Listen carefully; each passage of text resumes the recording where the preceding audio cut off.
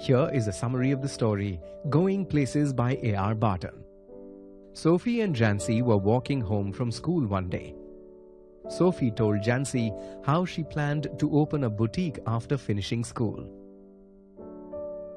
Jancy shared her doubts, telling Sophie that her dream would take a lot of money.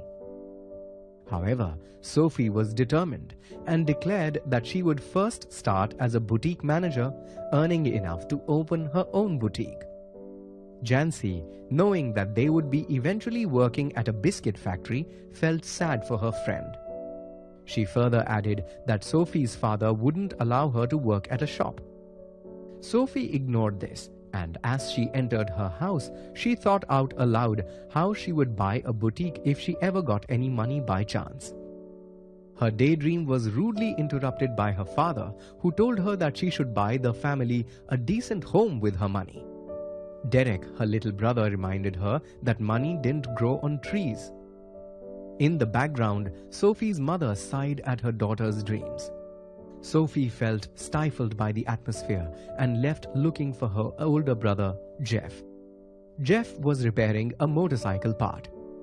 He was an apprentice mechanic who traveled far each day to work.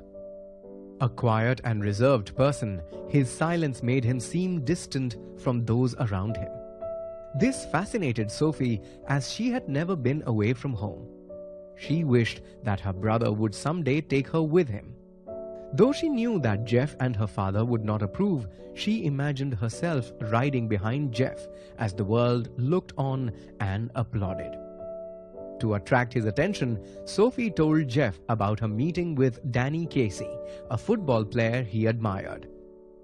She claimed that he had spoken to her and looked at her with his soft green eyes. This caught Jeff by surprise, and he initially refused to believe her.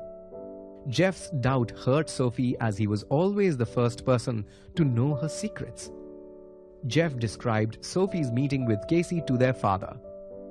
Unimpressed, their father asked Sophie to quit telling her wild stories and warned her that she would get into trouble. Sophie, however, felt that Jeff did believe her. Later, Sophie decided to share another secret with her brother. She told him how Casey had agreed to meet her a second time to give her an autograph. Jeff pretended to believe her. However, he decided to take this news with a pinch of salt. That Saturday, the entire family, except Sophie's mother, went to the stadium to watch a football match. Seeing Casey score, Sophie felt a personal sense of pride, while Jeff and her father were happy that their team had won. The next week, Jancy surprised Sophie by asking her about Casey. Sophie felt betrayed by Jeff and was angry because Jancy was known to be a gossip. However, as Jancy kept talking, Sophie realized that Jeff had only mentioned her first meeting with Casey and not the second one. That night, Sophie waited for Casey at a spot where lovers usually met. As she waited, she began to imagine the excitement she would feel when Casey walked towards her. However, as time went by and the football player did not show up, Sophie began to wrestle with her thoughts. She now started imagining how she would feel if Casey did not turn up. She imagined her sadness and Jeff's anger and disappointment. She fantasized how she would live bravely, even when everyone doubted her. After a long wait, she decided to return home.